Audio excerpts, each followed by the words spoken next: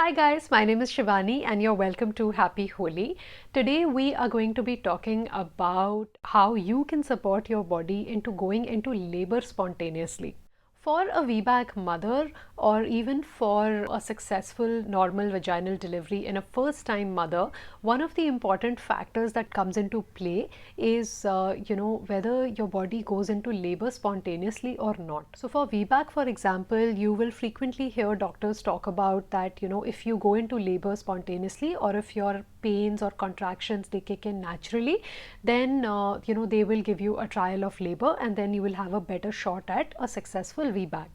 So for those of you who have watched my VBAC story, you may remember that in my first delivery, which ended in a C-section, my body did not go into labor spontaneously till about 41 weeks, and then I was medically induced at about 41 weeks and 1 day. I found that one important factor that comes into play for your body going into labor spontaneously is how well is your baby descending into the pelvis. This is also called baby head engagement, baby fixing, or baby's head being down. So when you are going for your checkups towards the end of your delivery, you will constantly hear your doctor speak about how well the baby's head has descended. The more the baby's head descends, the more pressure the baby puts on the cervix, and the more likely it is that the cervix becomes more pliable for labor, and that it opens up and pains kick in. Speaking about the cervix is what connects the uterus to the outside world, and you also want your cervix to be as soft and favorable as possible towards the end of your delivery for your body to go into labor. And the exciting part is that this is where you can have some impact. So, traditionally in agricultural societies, you see a lot of pregnant women who are walking, they are squatting, they are carrying things on their heads, they are sort of going about their normal routines. They are not really sort of sitting in one place, and they're not being sedentary, and that is also the kind of a setup where you hear stories that okay, the delivery happened in 2 hours or 3 hours and it was fairly painless or whatever, right? So they don't really sit in chairs as much as we do. Only we sit on chairs, and what happens is when you sit on a chair, there is actually no pressure on your cervix. So there was a bunch of things that I tried in my first time.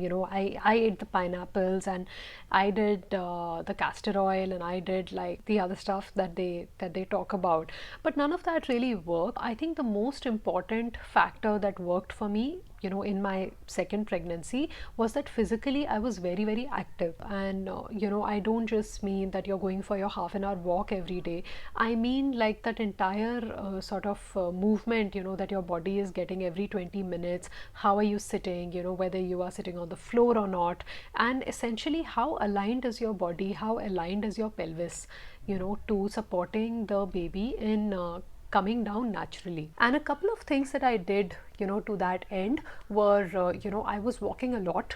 I was walking at least 10,000 steps a day. So what I would do, for example, in the walking thing, I would break it up, because walking for 1 hour at one stretch was a lot for my body, I felt some days. So I would kind of do it 10 minutes in the morning, then 15 minutes in the afternoon, and then 20 minutes in the evening, and you can see what works for you. The idea behind walking a lot is that it is very good for your pelvic alignment, and the more aligned your pelvis is, the easier it is for the baby to descend and for the baby's head to come down. Apart from that, what I found very helpful was sitting on an exercise ball, because that kind of keeps your spine erect as well, and that ensures that you're sitting in good posture. I was also doing deep squats, which are also called resting squats.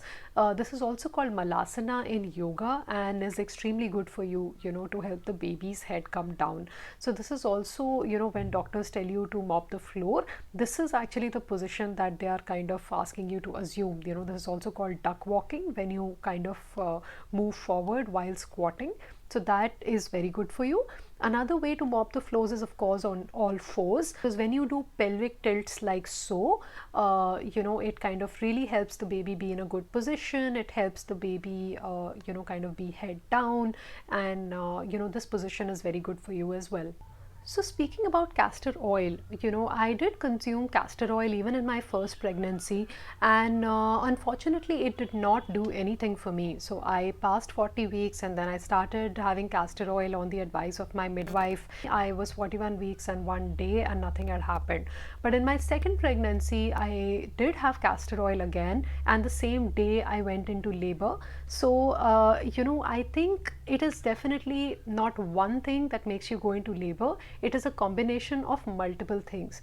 So the day I had gone into labor, for example, I had of course done a lot of walking, and I was in a good frame of mind, and that kind of was helping the right kind of hormones flow into the body. I had castor oil on the advice of my Ayurvedic doctor. I do believe that it did work as a trigger, into me going into labor. I went into labor at about 39 weeks and 1 day. Your best bet into going into labor spontaneously is to keep yourself as physically active and engaged as possible during your pregnancy. And if you're doing that, you are checking off all the right boxes. You're ensuring pelvic alignment, you are ensuring that your cervix is soft and favorable, you're ensuring that the baby's head is coming down nicely. So just with physical activity, you are actually ensuring a lot of these things. Because a lot of times we ask this question, is exercise safe during pregnancy? So we really need to be asking the opposite question, which is that, is it really safe to be so sedentary? Our bodies are meant to move. We are not meant to be sitting in one place for long periods of time.